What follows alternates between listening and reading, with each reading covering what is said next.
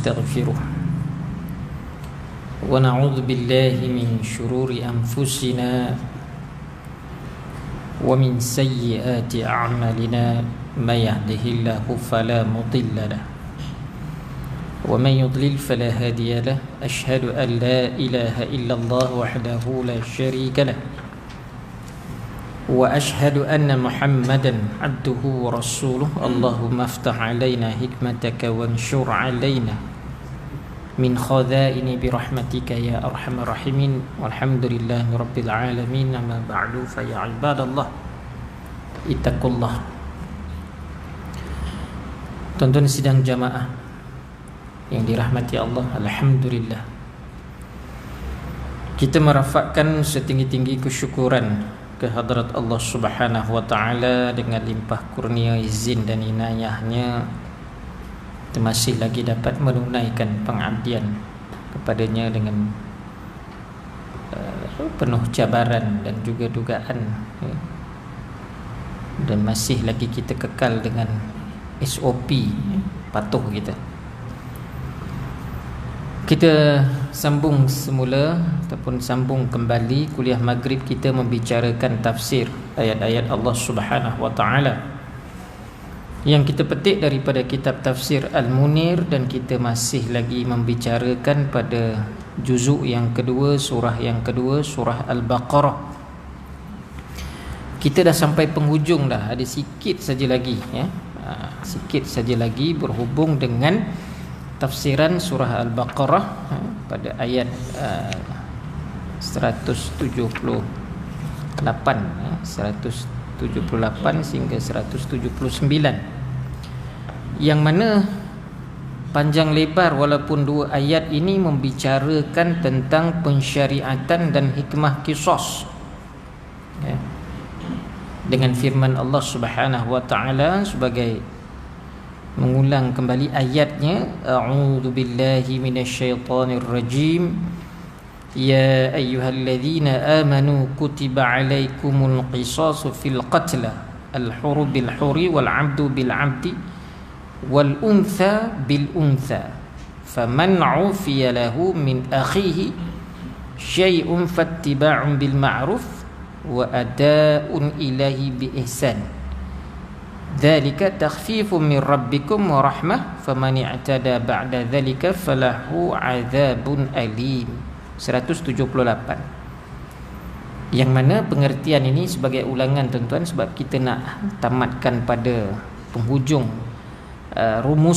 beberapa rumusan. Wahai orang-orang yang beriman, diwajibkan kamu menjalankan hukuman qisas. Tu kita dah bicara panjang lebar. Balas yang seimbang dalam perkara orang yang mati dibunuh.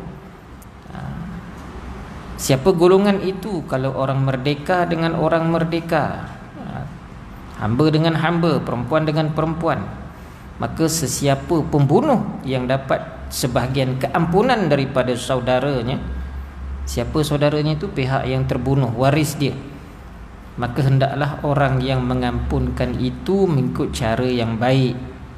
Cara yang baik dalam erti apa? Menuntut ganti rugi nyawa. Dan si pembunuh pula hendaklah menunaikan bayaran ganti nyawa itu, denda, diat, dengan sebaik-baiknya. Yang demikian itu adalah satu keringanan daripada Tuhan kamu, suatu rahmat kemudahan ya. Sesudah itu sesiapa yang melampaui batas ba'da zalika falahu, maknanya melampaui batas dengan tujuan balas dendam, sama ada pembunuh ataupun yang dibunuh, waris yang dibunuh, maka baginya azab seksa yang tidak terperi sakitnya. Walakum fil qisasi hayatun ya ulil albab la'allakum tattaqun, dan di dalam hukuman qisas itu ada jaminan hidup bagi kamu, wahai orang-orang yang berakal fikiran, supaya kamu bertakwa. Walaupun balas bunuh, tapi kita ikut adab, akan ada ihsan daripada Allah itu memberikan kehidupan. Lebih-lebih lagi bila mendapat kemaafan, kita kena yakin yang itu. Jadi tak semestinya bila berjalan hukum qisas ni habislah mati semua orang. habislah mati semua orang. Asalkan orang membunuh je hukum mati. Ya. Baik. Panjang lebar tafsirnya sampailah kepada pedoman dan hukum hakam tu, dia ada sampai 11 perkara. Kalau kita sambung sedikit lagi, pendek saja, kita berakhir pada hukuman orang yang membunuh selepas dia membayar diat. Kenapa timbulnya perkara demikian? Ya. Kerana berlaku pada zaman perkembangan Islam yang hebat itu berlaku. Sebab itu para ulama termasuk imam mazhab seperti Imam Maliki, Imam Asy-Syafi'i, ya, orang yang membunuh selepas dia membayar diat, hukuman baginya ialah seperti orang yang membunuh. Dah elok dah dia bayar diat kerana dapat pengampunan, ya. Tapi oleh kerana apa? Dia rasa marah sebab apa? Dia kena bayar juga tadi, lalu dibunuhnya pula apa yang dibayar tu. Rasalah kau tak dapat merasa duit saya tu, waris dia yang lain dapat, ya. Maka hukumannya kembali balik seperti orang yang membunuh, dibalas bunuh. Wali mangsa boleh membunuhnya ataupun boleh mengampunkannya. Maka lepas dia diazab, dia dihukum itu, dia tetap akan diazab. Kalau ikut sudah dihukum atas dunia, ya, pada muka surat 151 tu perkara 9, ya. Kita sikit saja ni, 151, 152, 153, ya. Maka boleh wali mangsa itu, ya, boleh membunuhnya,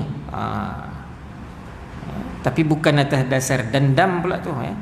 Boleh juga mengampunkannya semula, tapi sama ada dia mati dibunuh ataupun mati dihukum dengan hukuman mati, dan dia diampun sekalipun, dia akan diazab juga di hari akhirat. Sebab apa?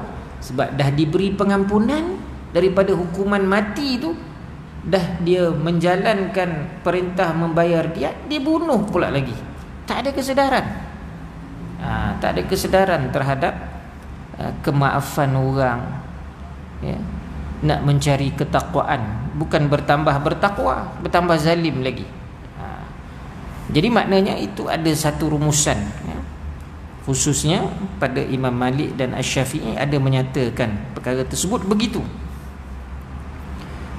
Dan juga tidak ketinggalan Qatadah, Ikrimah, As-Suddi dan yang lainnya berpendapat hukumannya ialah hukuman bunuh sahaja. Hukuman bunuh sahaja. Dan pemerintah tidak boleh membenarkan wali mangsa mengampunkannya. Maknanya tak ada lagi dah pengampunan. Walaupun wali itu tetap juga, ya, dengan sifat apa? Dia kesian tengok, dia tetap nak maafkan. Tapi pandangan pada Imam Qatadah, Ikrimah, As-Suddi ni, ya, tak ada lagi dah. Pemerintah berhak menghalang, walaupun wali itu merayu dan memohon, tapi begitu pandangannya. Sebab berdasarkan kepada riwayat daripada Jabir bin Abdullah dalam kitab Abu Daud, ya, Sunan Abu Daud. Apa dia kata Nabi? Sabda baginda, la u'fi man qatala ba'da akhdhid diyah. Jangan ampunkan orang yang membunuh setelah mengambil diat. Terang-terang perkataan tu, la u'fi, larangan. La tu maknanya, ya, larangan, la an-nahiyah, ya, ya. Kemudian Hasan Al-Basri juga, ini ulama salaf lah, ya. Hukuman baginya ialah dengan memulangkan semula diat sahaja, tetapi dosanya tetap dihukum di hari akhirat.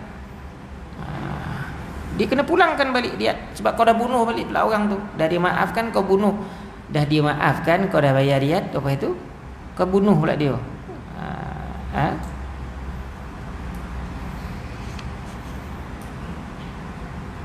Dosanya tetap dihukum di hari akhirat. Umar bin Abdul Aziz pula berkata, nasibnya terserah mengikut pandangan pemerintah. Umar Abdul Aziz ni ialah khalifah Islam pada zaman kerajaan Umayyah. Selepas Nabi wafat, Khulafa' Rashidin, 4 orang sahabat tu memerintah. Abu Bakar, Umar, Osman dan Ali, lebih kurang 30 tahun. Ya. Paling pendek Abu Bakar 2 tahun saja. Bila dah Khulafa' Rashidin ni dah tak ada, 4 orang yang utama ni dah tak ada, maka sahabat-sahabat ya, mula ya, membincangkan siapa. Akhirnya bermulalah dinasti Umayyah. Ya, Umayyah ni pembesar pada zaman Quraisy. Pada zaman jahiliyah tu dia maknanya pembesar Mekah. Jadi keturunan dia di antaranya Abu Sufyan. Anak dia Abu Sufyan ya, bin Umayyah. Abu Sufyan masuk Islam semasa Nabi masuk semula ke kota Mekah. Futuhal Mekah, buka semula kota Mekah selepas berhijrah tu, balik ke Mekah selepas 10 tahun tu ya, setahun sebelum Rasulullah wafat. Masa tu tinggal 2,000 je orang musyrikin. Yang benar-benar menyembah berhala ni tinggal 2,000 orang. Nabi masuk tu bersama 10,000. 10,000 Islam nak lawan 2,000. Abu Sufyan ya, memang tak berani nak lawan. Bila dia dapat tahu saja Nabi sedang bergerak dari Madinah ni dengan jumlah 10,000 orang, Abu Sufyan mengantar wakil berjumpa dengan Rasulullah, jangan apa-apakan dia. Kalau kira Nabi, siapa saja musyrik menentang kita, kita perangi. Maka Abu Sufyan dijangka tak selamatlah. Lalu dia akhirnya merayu kepada Nabi jangan apa-apakan dia. Dan Nabi ni begitulah Nabi ya, dia memaafkan. Maka Nabi pun membuat pengumuman, siapa-siapa yang berada dalam rumah Abu Sufyan selamat, siapa yang berada di luar kami perangi. Jadi ramai orang musyrikin tu duduk diam dalam rumah Abu Sufyan, ataupun dalam rumah lain-lain pun tidak akan diapa-apakan. Tapi dekat luar maknanya kau menanti kami untuk berperang. Akhirnya masuk dengan aman. Tak ada umat musyrikin yang berani ketika itu. Sampailah Nabi ke depan Kaabah itu, meruntuhkan segala berhala di sekeliling tu. Lebih kurang 300 lebih berhala-berhala yang kecil di keliling Kaabah tu. Masa itu kalau kita bayangkan pada hari ni, Kaabah tu tak munasabah, ada berhala rupanya dulu beratus-ratus. Sampaikan di dalam Kaabah pun ada patung berhala. Sehingga Nabi masuk dalam Kaabah itu, Nabi melihat satu patung yang diukir sebagai burung merpati daripada perak. Nabi ambil, Nabi genggam, pecah, hancur. Itu mukjizat. Bukan Nabi ada kuasa super ya, macam $6 million man, dia pecet aja pecah katakan.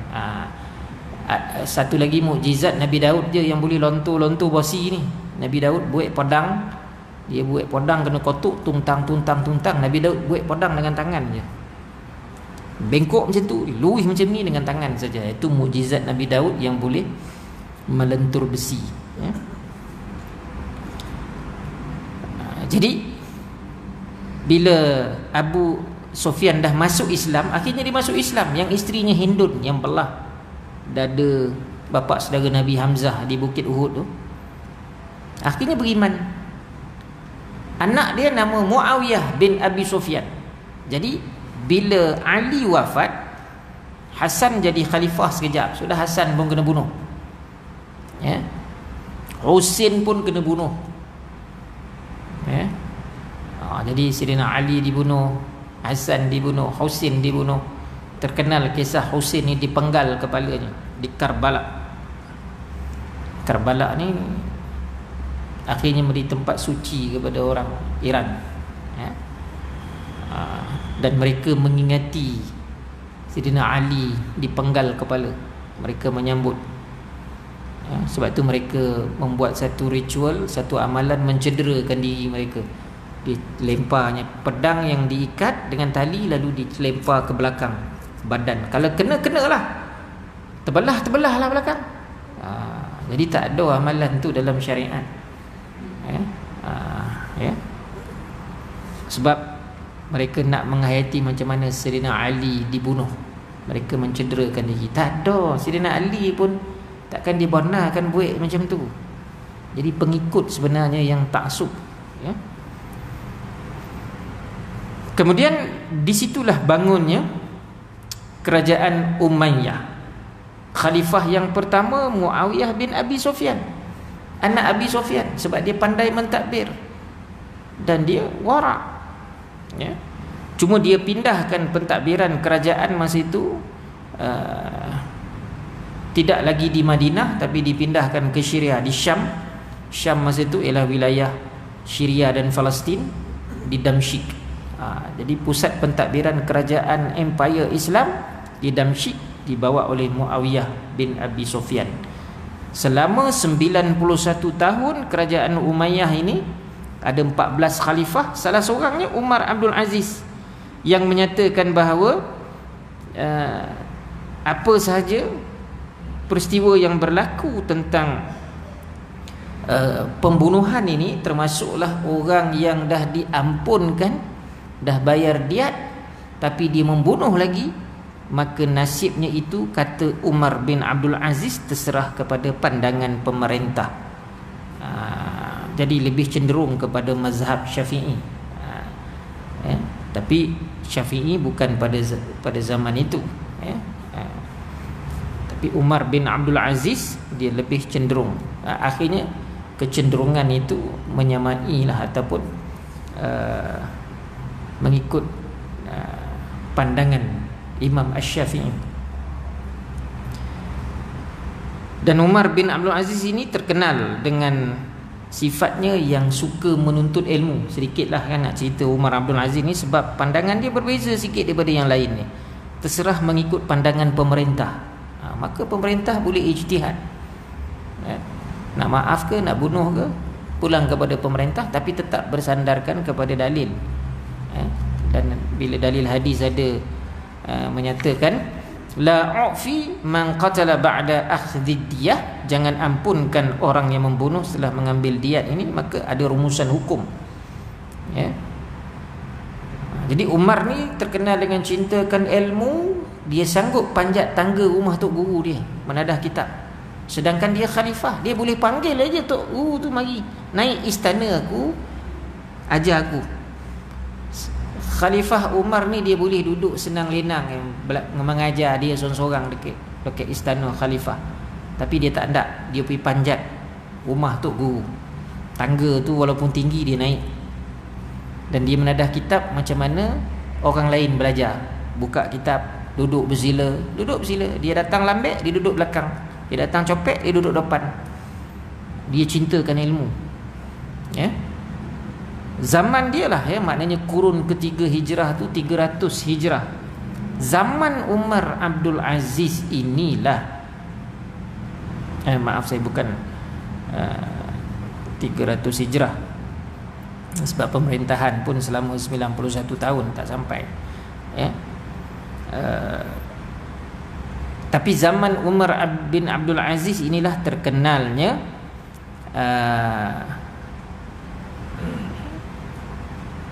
timbulnya ilmu mustalahul hadis. Sebab masa zaman Umar Abdul Aziz dia perintahkan supaya ditulis hadis. Hadis ni selama beberapa tempoh lama selepas kewafatan Nabi dan zaman Khulafa' Ar-Rasyidin, sebahagian zaman tabi'in, hadis Nabi tidak ditulis oleh siapa-siapa. Sahabat semua hafal hadis. Sebab masa itu Nabi perintahkan jangan tulis hadis aku ni. Kata-kata aku ni jangan tulis, tapi hafal. Yang ditulis ketika itu ialah Al-Quran. Ni hebatnya sahabat ni, dia hafal hadis. Jadi semua yang Nabi cakap ni mereka hafal. Tak ada rujukan nak tengok dalam bentuk tulisan, tak ada. Sebab tak nak bercampur hadis dengan Al-Quran, sebab lebih kurang sama je bunyi. La ufiya man qatala ba'da akhdhi diyah, cakap Arab.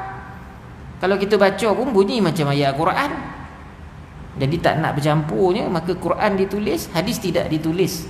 Tetapi selepas timbulnya hadis-hadis palsu yang dicipta sehingga menimbulkan kekeliruan dan masalah ketika itu, Khalifah Umar ni dia mengaji. Dia berjumpa dengan ulama ni, pergi mengaji dengan ulama ni. Akhirnya dia perintahkan sebagai khalifah, tulis hadis Nabi secara kitab. Tulis. Masa tu dah ada teknologi kertas. Tulis. Dan timbullah ilmu mustalah hadis. Kaji sanad hadis, iaitu perawi-perawi hadis, siapa dia orang ni. Kaji matan hadis, lafaz hadis tu betul ke tak betul. Sehinggalah timbul pembahagian hadis, ada hadis mutawatir, hadis ahad, sehinggalah timbulnya hadis palsu dan beratus ribu hadis itu. Akhirnya timbullah pula ulama-ulama hadis seperti Imam Bukhari yang menghafaz lebih daripada 600 ribu hadis. 600 ribu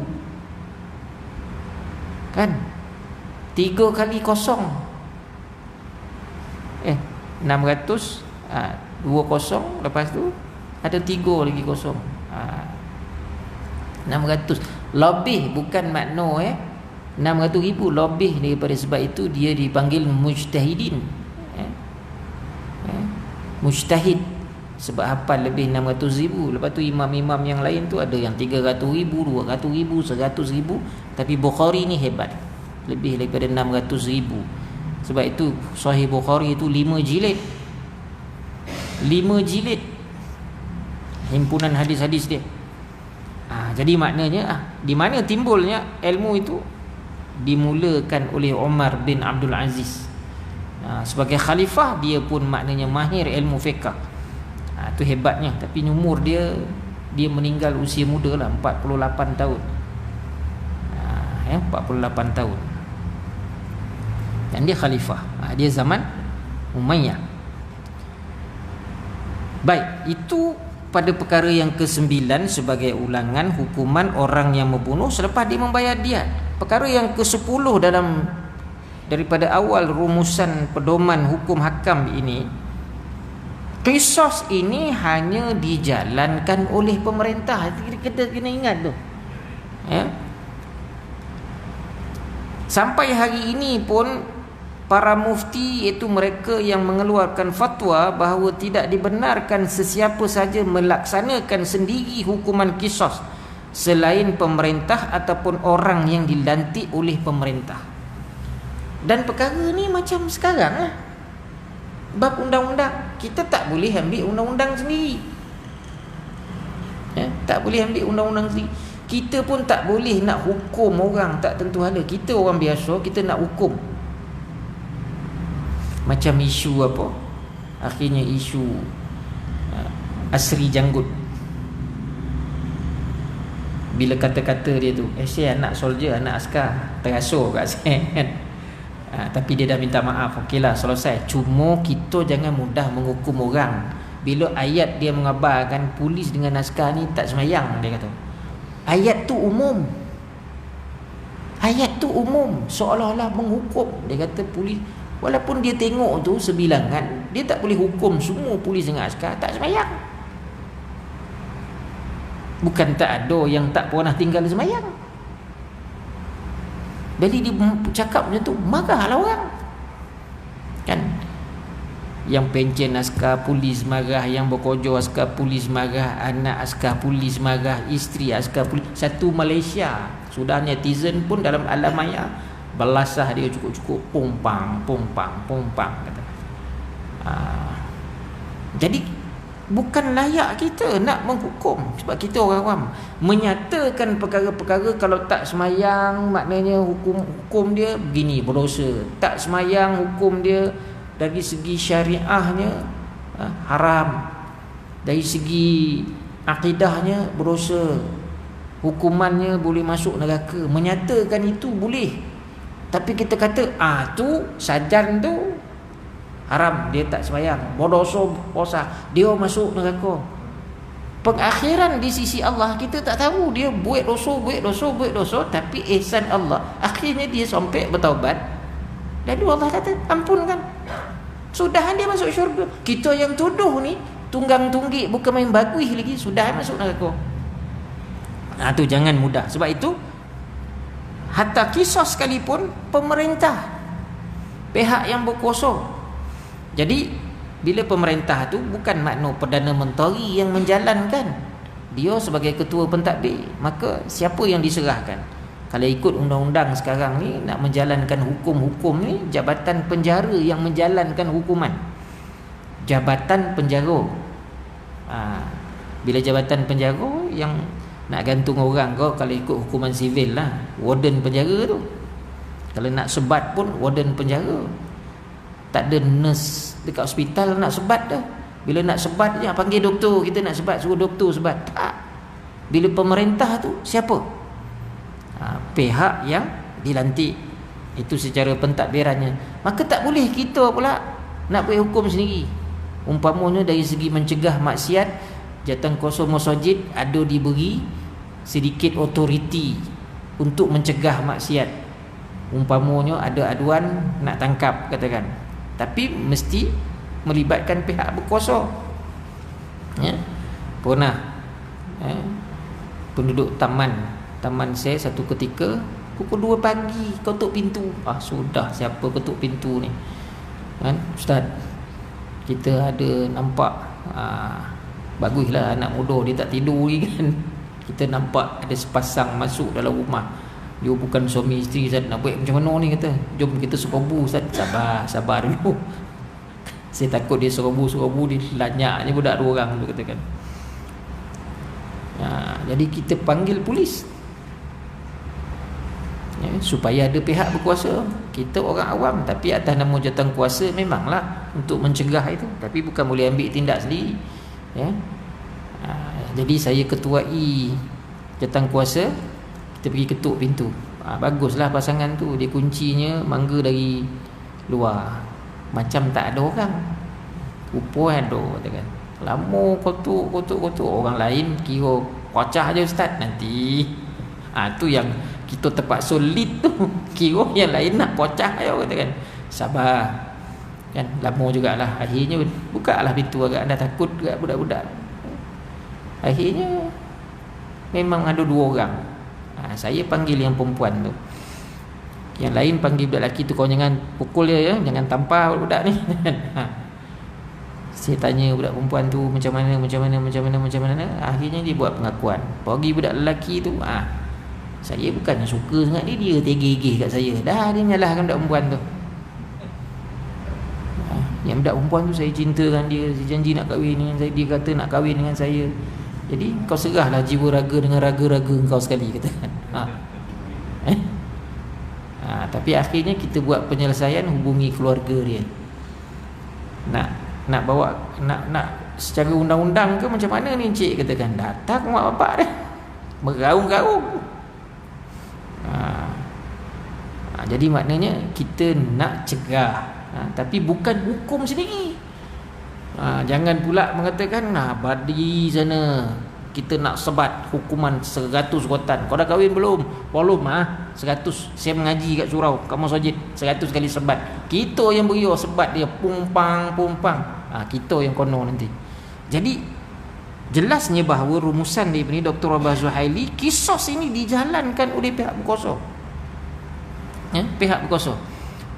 Tak ada siapa. Sebab itu diraikan, sampai sekarang pun pandangan para mufti ini sependapat. Tak ada berbalah. Tak ada berbalah. Sebab itu tidak dibenarkan siapa saja melaksanakan sendiri hukuman kisah ni. Sebab apa? Ini balas bunuh. Hukumannya ialah hukuman bunuh. Jadi mesti yang dilantik oleh pemerintah. Dia istilah panggil orang yang menjalankan hukuman mati ni siapa? Algojo ke istilah dia. Dia memang kena hati kering.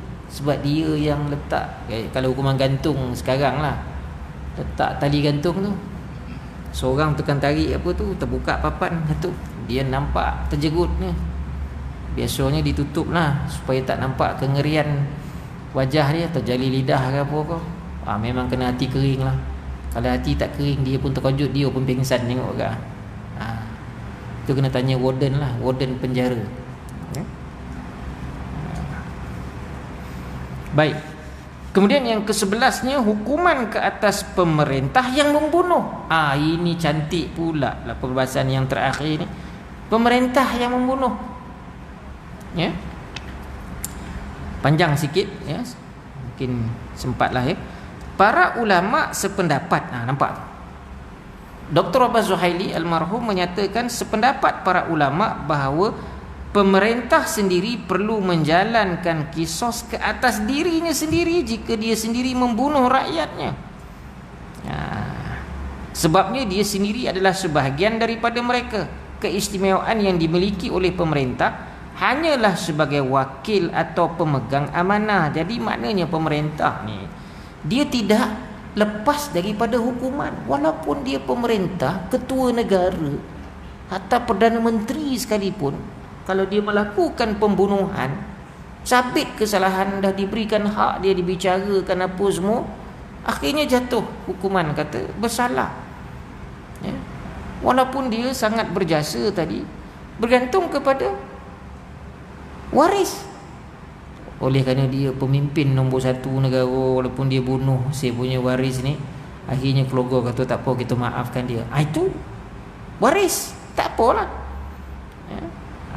Barulah boleh. Tapi kalau tak ada persetujuan waris tadi, kata tetap juga supaya dia jalankan hukuman bagi jadi pengajaran kepada mereka nak jadi pemimpin, maka dia dihukum.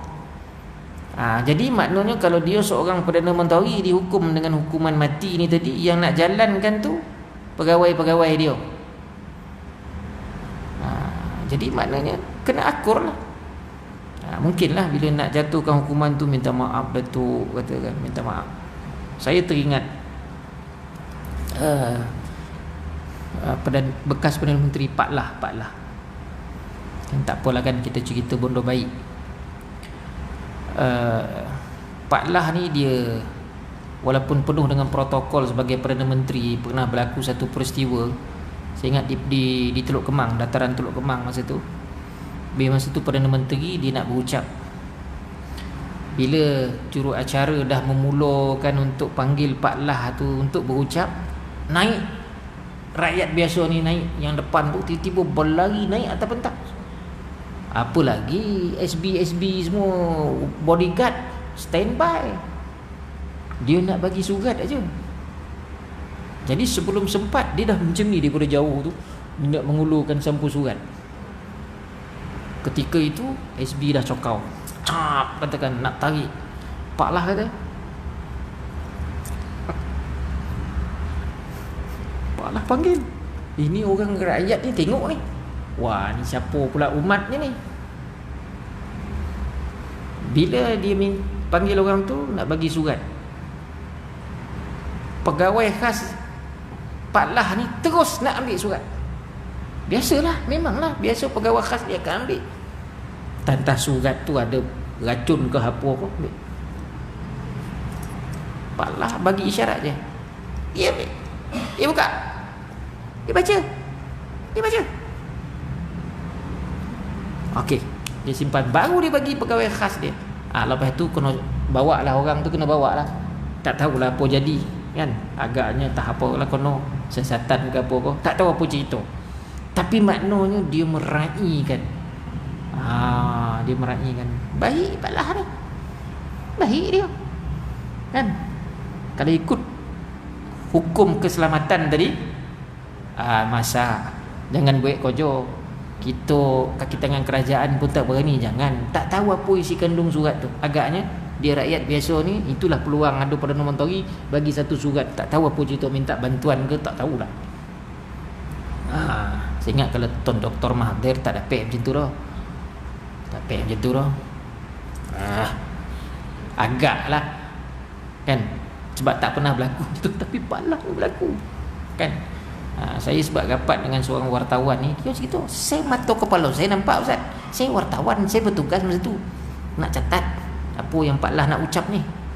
Saya menonggok tengok peristiwa tu, katakan, oi ni lain Perdana Menteri ni.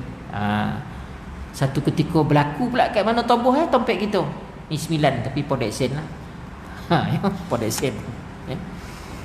Jadi maknanya tapi dari segi hukuman terhadap pemerintah ni tetap dihukum.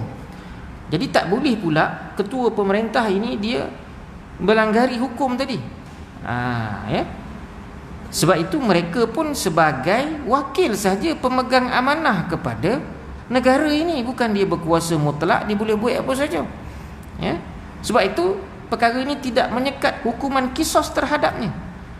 Tiada perbezaan antara pemerintah dan juga dan rakyat dari segi undang-undang Allah Subhanahu wa taala. Sebab tu ayat 178 itu, ya ayyuhalladzina amanu, ya, kutiba alaikumul qisas. Diwajibkan kamu menjalankan hukuman qisas. Dia ayat itu umum. Dia tak nyatakan khusus hanya rakyat biasa saja.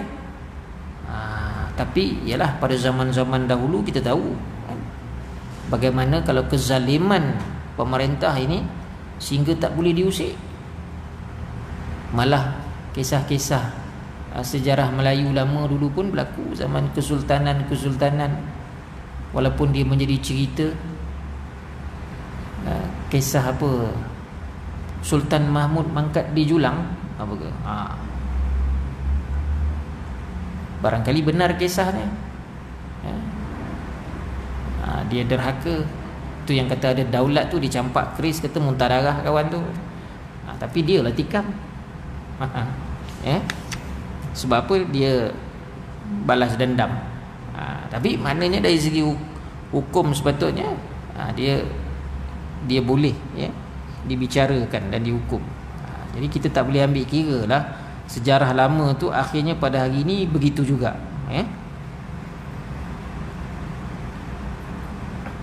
Menurut hadis sahih bahawa seorang lelaki pernah mengadu kepada Abu Bakar. Ini berdasarkan peristiwa yang menjadi dalil bahawa petugas Abu Bakar telah memotong tangannya.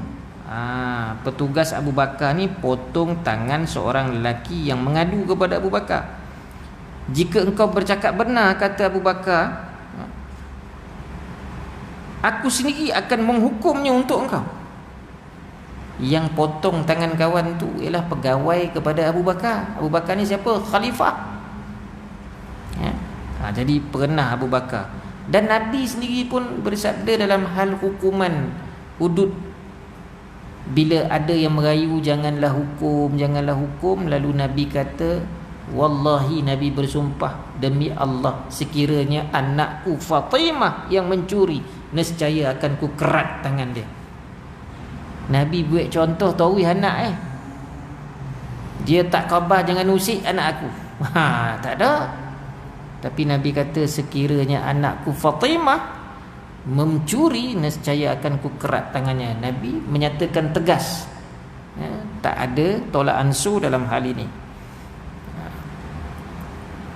Sebab itu cuma dalam keadaan tertentu Nabi bukan pilih kasih, umpamanya dalam perang Badar.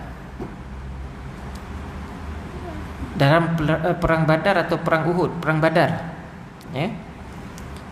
Abbas bapa saudara dia masa itu musyrik.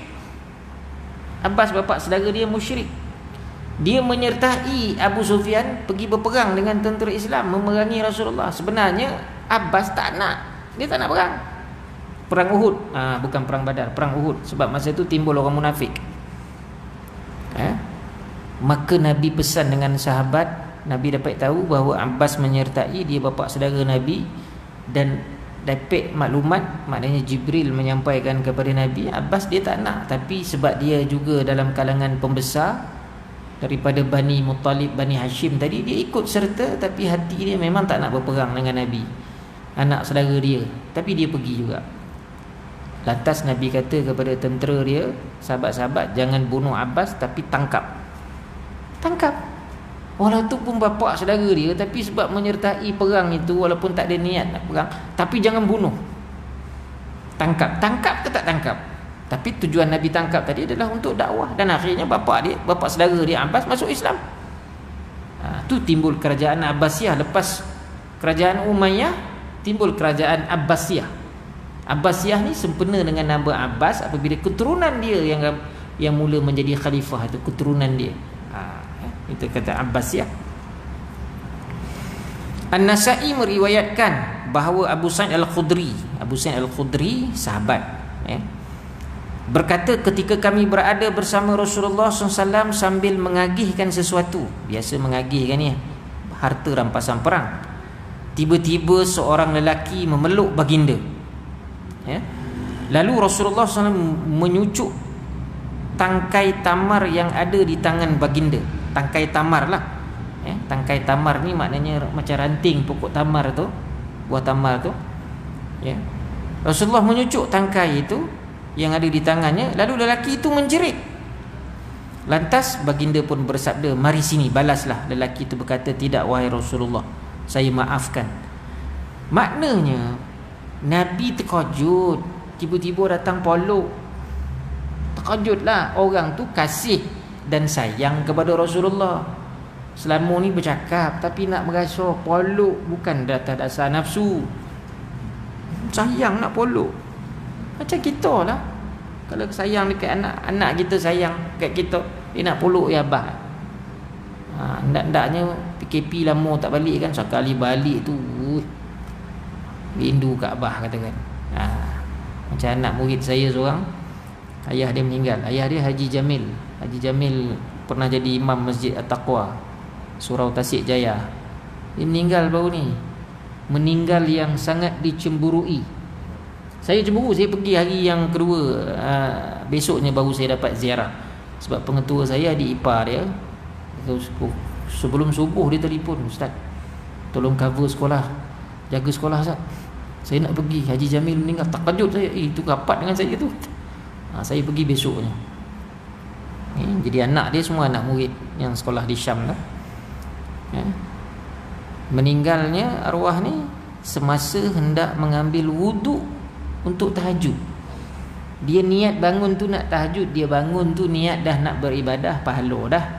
Dia mandi tu untuk tujuan membersihkan diri, nak beribadah, pahala dah. Dia dah selesai berus gigi dah. Kata isteri dia, balu dia kata dia nak berwuduk lah, sebab dengar bunyi air tu.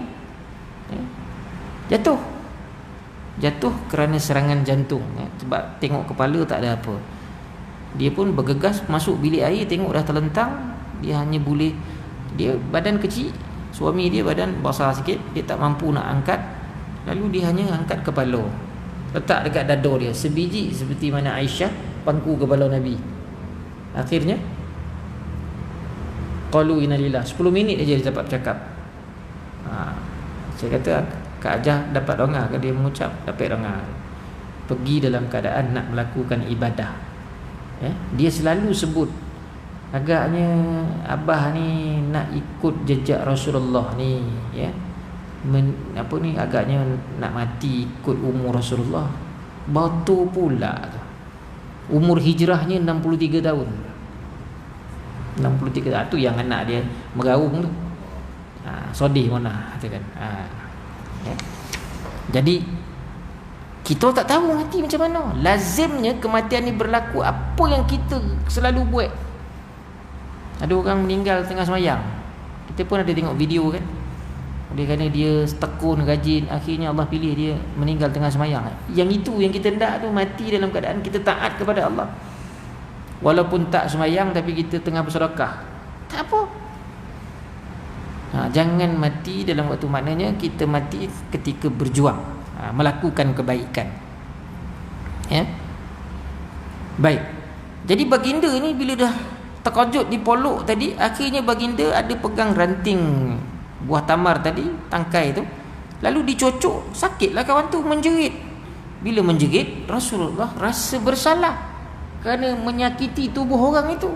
Lalu dia kata, marilah, balaslah perbuatanku ini. Tidak wahai Rasulullah, aku maafkan. Dan bukan sekali ini saja perkara ni berlaku, ada perkara lain juga, peristiwa lain. Seorang lelaki, dia menuntut untuk membalas perbuatan Rasulullah. Rasulullah dikatakan pernah sebat dia. Jadi Rasulullah bercakap, siapa yang nak balas perbuatan ni.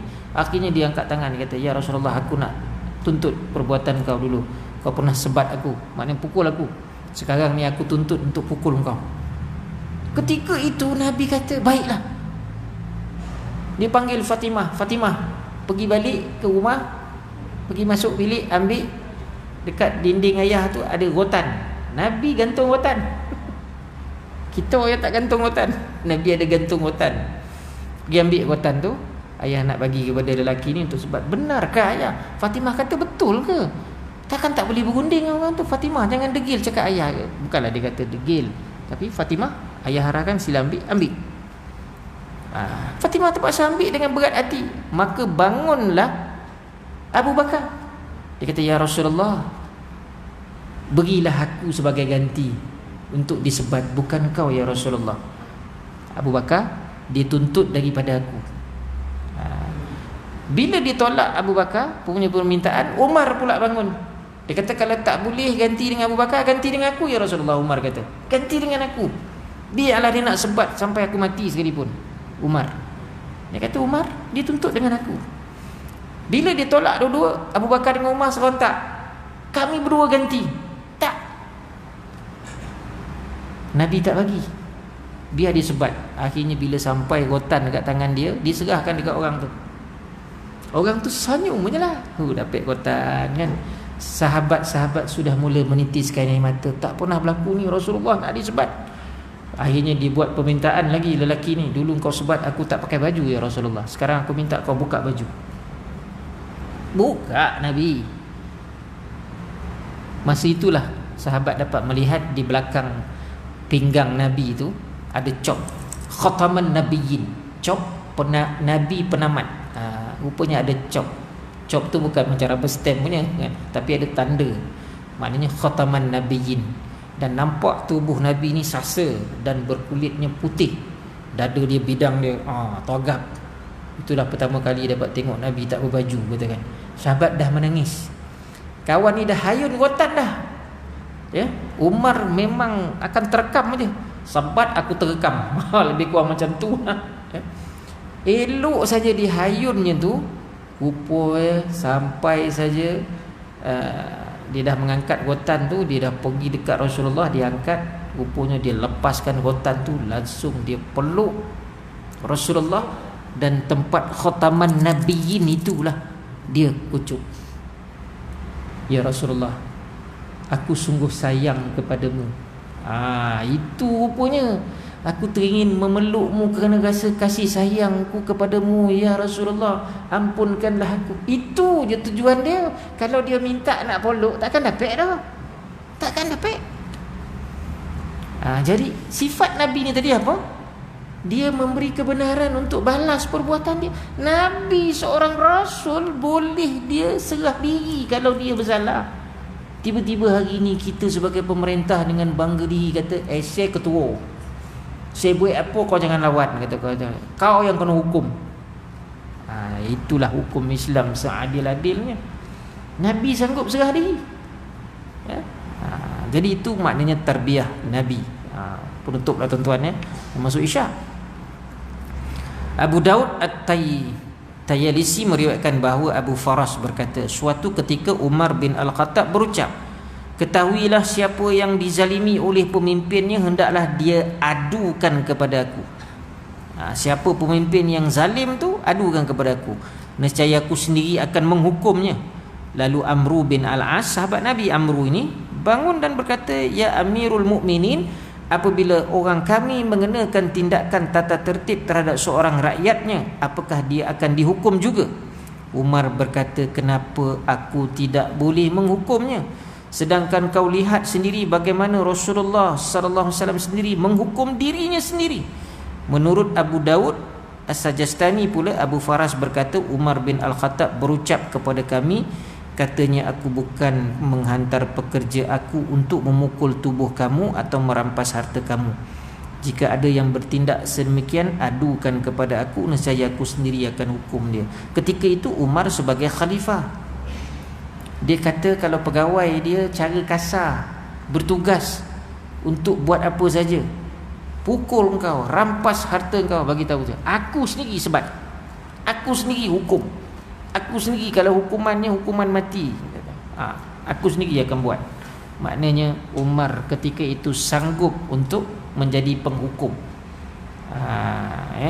walaupun pemimpin yang buat, pemimpin yang dilantik, katakan. Jadi begitulah tuan-tuan rumusan keseluruhan daripada ayat tentang qisas ini. Ya ayyuhalladzina amanu kutiba alaikumul qisas, kutiba alaikumul qisasu fil qatla. Tadi maknanya diperintahkan oleh Allah kepada orang beriman itu melaksanakan qisas, tetapi masih lagi dengan penuh peraturan, adab dan juga tidak zalim. Jadi tuan-tuan, dengan itu saya tangguhkan dulu, tak ada apa-apa soalan kan. Action pula tanya, suruh tanya kan tak boleh jawab kan. Jadi segala yang baik itu anugerah Allah Subhanahu wa taala. Sebarang kekurangan kita pohon keampunan daripadanya. Insya-Allah kita akan sambung dalam ayat seterusnya, perkara yang lain lah Ayat seterusnya berkaitan dengan wasiat Jadi kita tutup dengan doa tasbih kafarah, bacaan daripada suratul Asr. Bismillahirrahmanirrahim. Subhanakallahumma bihamdik, asyhadu an la ilaha illa anta, nastaghfiruka wa natubu ilaih. Bismillahirrahmanirrahim. Wal 'asri innal insana lafi khusr ila alladhina amanu wa 'amilus solihati wa tawassaw bil haqqi wa tawassaw bis sabr. Sekian saja, wabillahi taufik wal hidayah. Assalamualaikum warahmatullahi wabarakatuh.